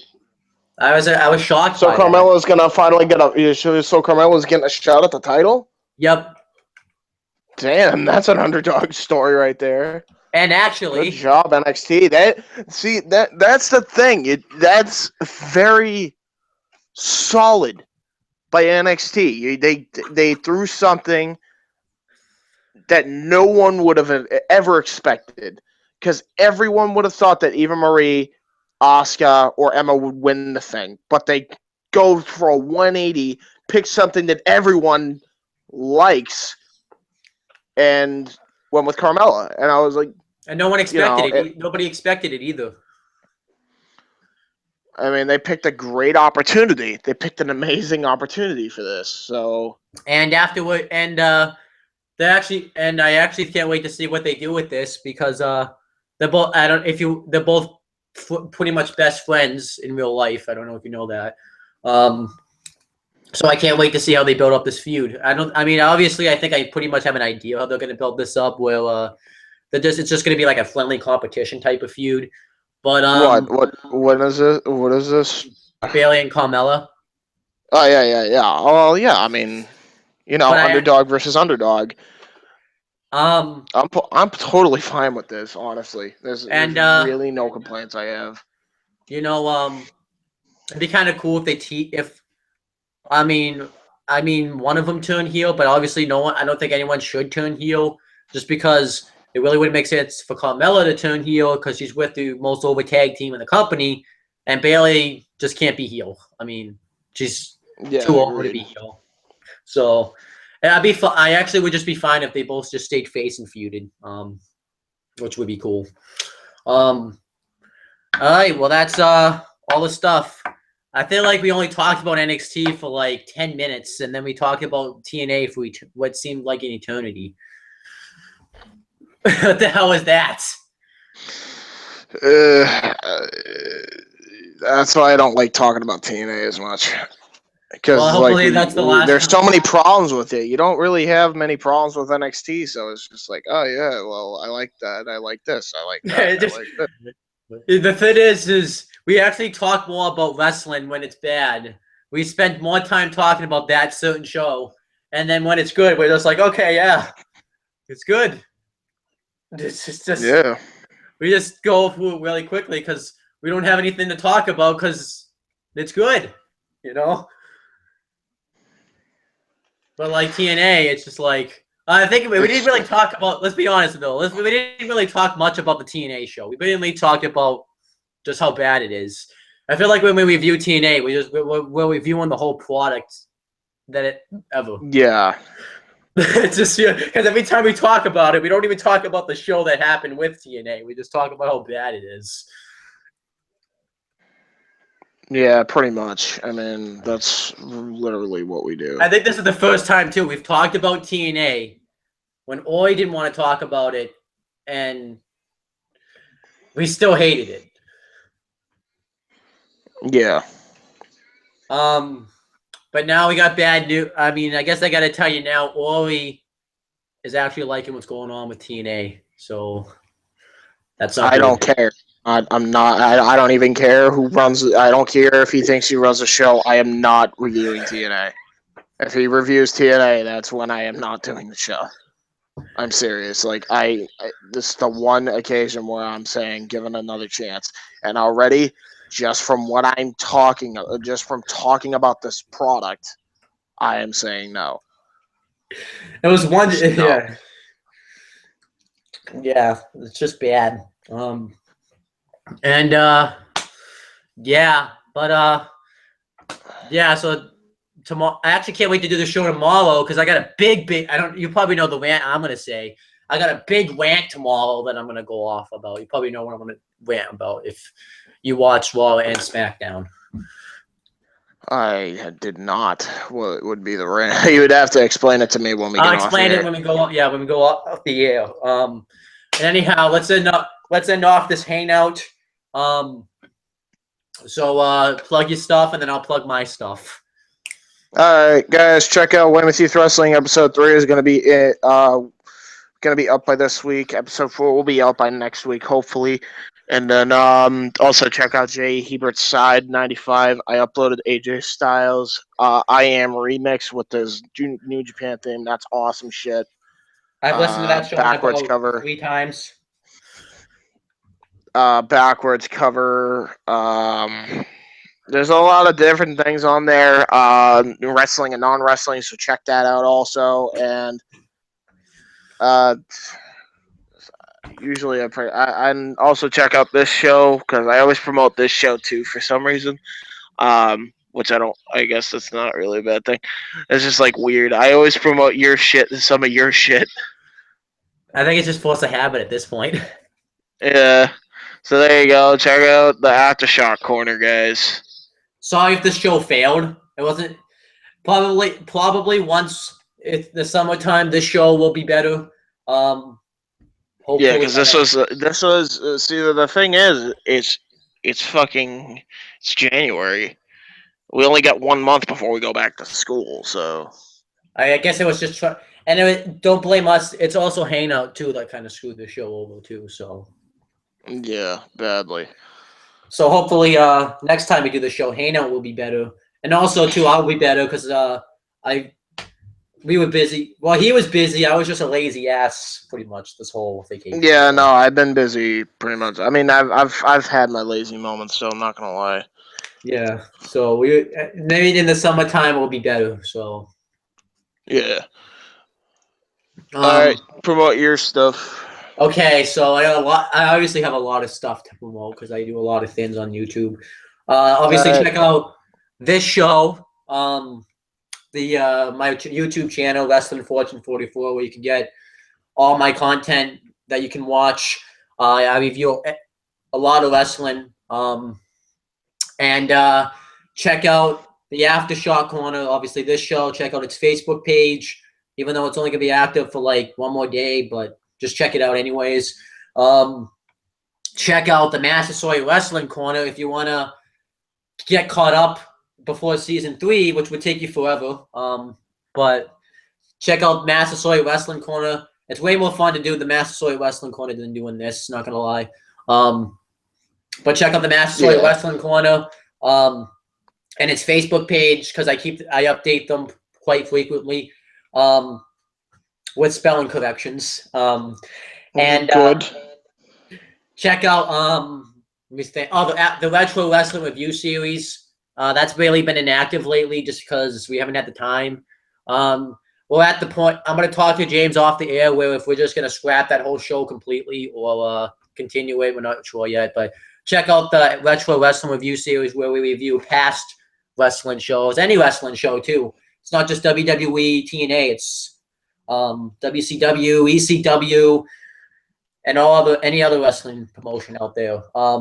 Yeah, definitely. And I think we should continue it, and we should just kind of pick a pay-per-view like to start off fresh. I think once we get back to school, we'll most likely be able to continue it because. Yeah.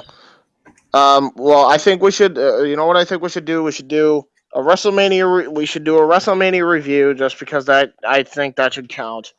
And then, like, before we go back, and then No, actually, on before we say go 30.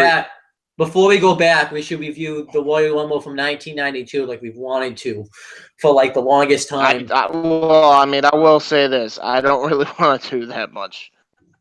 That's probably what it is. Like, I'm not a fan of. I mean, I like the idea and concept between the like the overall pay per view.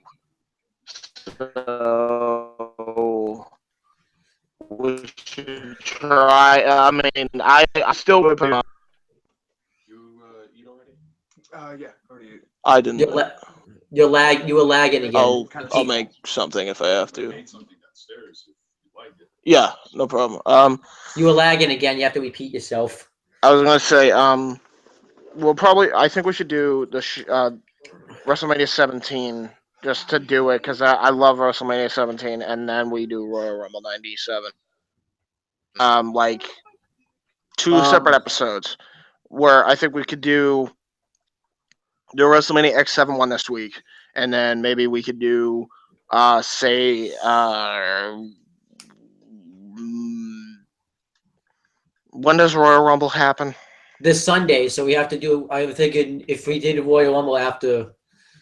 I mean, Yeah, I don't know. I don't we'll know. talk about it after when we go off the air. All right, I'm hoping. I would like to do WrestleMania X7 first, only because like we should start off with a really big pay per view, then work our way to 92. All right, hold on. Well, I'll talk to you about what we'll do with that.